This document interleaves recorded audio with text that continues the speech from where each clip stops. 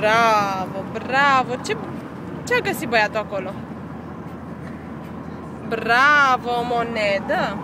O monedă. Dă-mi o mie, bravo. Hai și mai caut alta. Mai aveți, ce mai e acolo? Ia mai caut. Mai cauți?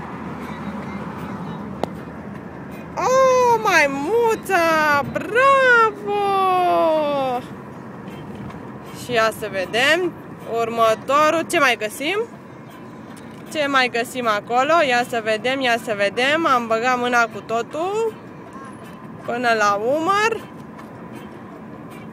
Ce ai găsit, Alexis? Ia să vedem. Hai, scoți ceva de acolo? Oh, bravo!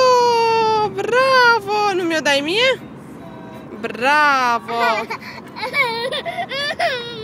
Hai, nu te supăra, ia vezi, poate mai e ceva înăuntru acolo, ia vezi.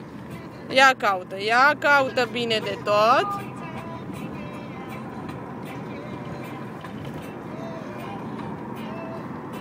Ai găsit și cealaltă monedă sau nu încă?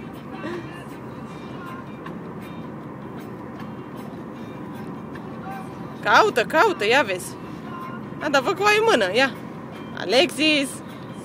Alexis, ce ai găsit acolo, Alexis?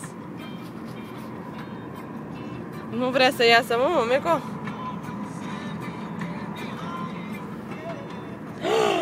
Bravo! Două mai erau! Ia să vadă, mami. Bravo! Bravo, Alexis!